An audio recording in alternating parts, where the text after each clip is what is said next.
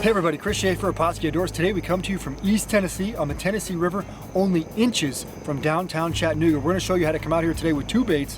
One of ours, that's Pautzke Catfish, Nectar, Sauce Chicken, and regular chicken, and tie into cats all day long. Come with us here in downtown Chattanooga and enjoy your day of fishing.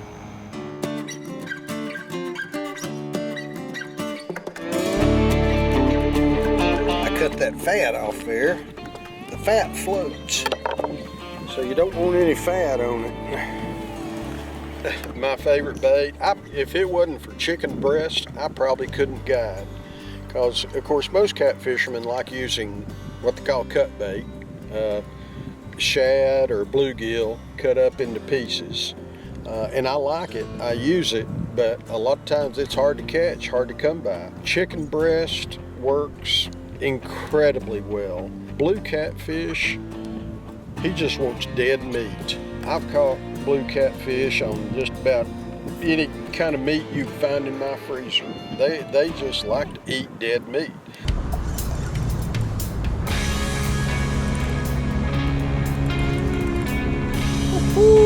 See it yet? Oh yeah. There you go.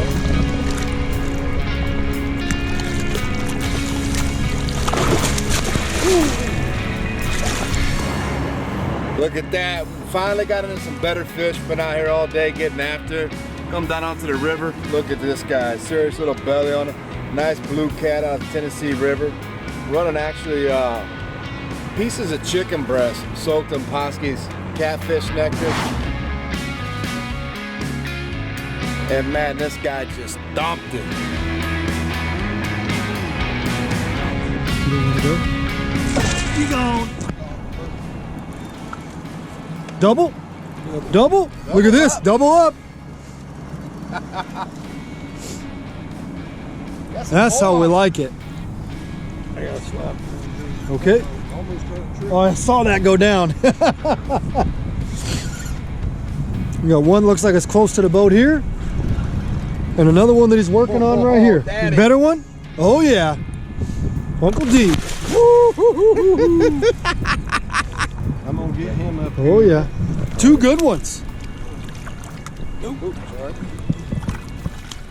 We're right in downtown Chattanooga on the Tennessee River. One of my favorite places to fish down here in the tailwaters beneath Chickamauga Dam. Actually, it's Nickajack Lake. And we're doing what we call my light tackle drift, where we're using relatively light equipment. But these fish right here are just about typical of what we catch down here. Every now and then we'll get a great big kicker that'll be 20, 30, even 40 or 50 pounds.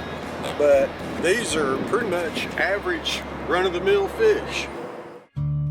Well, we're on the Tennessee River, and of course the Tennessee River is broken up into a series of reservoirs. We're about 7 or 8 miles downstream from Chickamauga Dam, and the Tennessee River is about 650 miles long, give or take.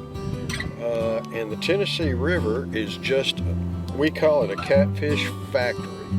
Just the habitat of the Tennessee River and the environmental conditions just produces catfish like crazy, you know.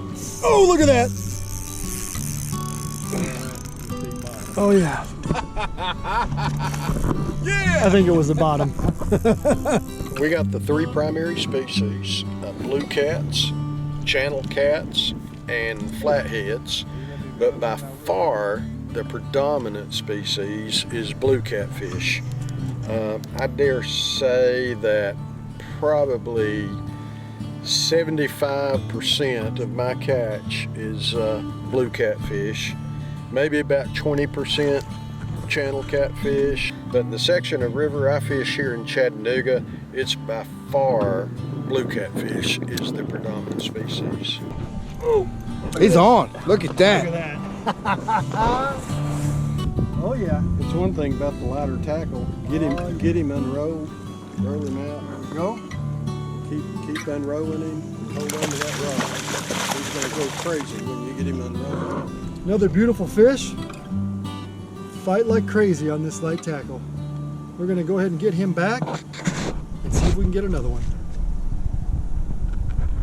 If you look around my boat on this light tackle bite, you're going to see I've got a mishmash of fishing rods, quite honestly. I have always subscribed to the theory that it's not as much the fishing rod as it is the man holding it as far as being successful. I fish 20-pound braided line. We're allowing this chicken to sink on its own, and so line diameter is critical. If you use too heavy a line, the chicken will not sink in the current, so you want a small diameter line. I used to use 10-pound mono, but 20-pound braid is about the same diameter as 10-pound mono. So that 20-pound braid gives me a whole lot more strength and fighting power. I put a short shock leader on it so that when I get hung up, normally the shock leader will break off. And it also, having that two-way swivel on there, helps avoid some line twist. But it's also a 20-pound mono shock leader. I'm using a 3/0 Eagle Claw Kale hook. And you can see the low profile on that Kale hook. They'll hang up on the bottom a whole lot less than a regular J hook. Sometimes I'll use circle hooks on this style of fishing, especially if I've got a youngster that can't set the hook very well. I'll rig him or her up with a circle hook, and it'll work just about as well, but I really love these 3/0 Eagle Claw Kale hooks. Doesn't matter where we go, you're hooking up on something.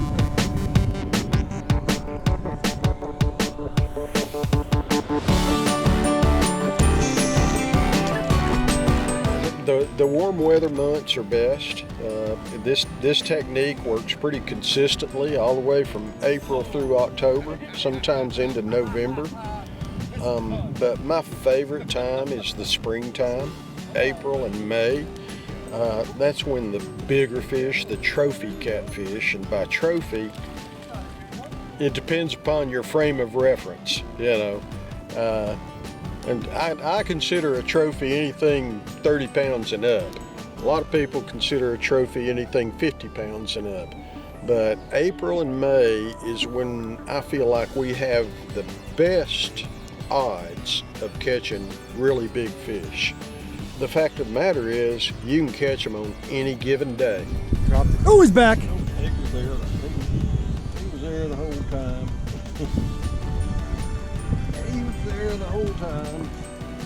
It's nice. Calling his fish. Yeah, he could. Babe Ruth Jr.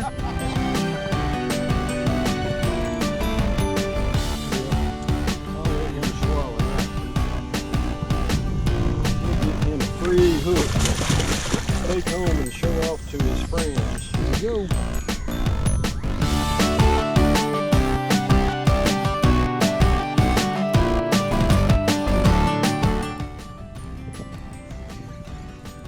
Freight train came whack.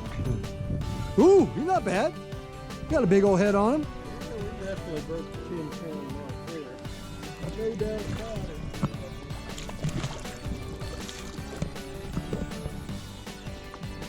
Woo!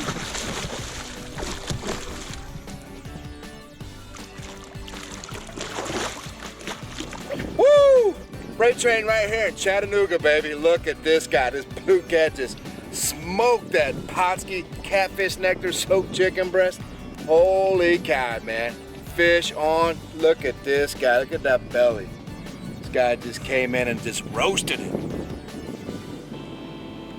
You know, we used 2 baits today. We're not gonna lie to you. We did a little bit of testing. What does that mean? Well, we used basically chicken, raw chicken, soaked in catfish nectar. If you saw me or Uncle Dustin catch a fish, it came on that. You'll see one of those baits looks like raw chicken, the other one looks like it's red. That's because we soaked that chicken overnight in catfish nectar and added that scent. Oh! Look at that. Catch up to it, catch up. Oh, he's swimming right at the boat. He's coming at you. He's swimming right at the boat. You know, you got to do it overnight, so it basically, you know, gets into that cut chicken and seeps out, creates a scent trail. Now Richard stuck with his tried and true regular chicken. Simple as that. So we scented ours. He used his regular, and guess what? We all caught a heck of a lot of fish out here today. Feels kind of heavy.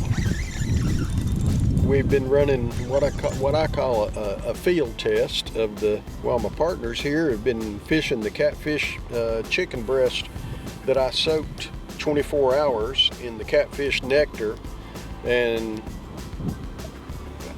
I hate to admit it, but they probably caught more than me. Of course, it's 2 against 1. but there's absolutely no doubt that catfish nectar has performed extremely well. Check out this little chunk. Another beautiful blue cat here on the Tennessee River, downtown Chattanooga, light tackle. Chicken soaked in Pautzke's catfish nectar, getting it done.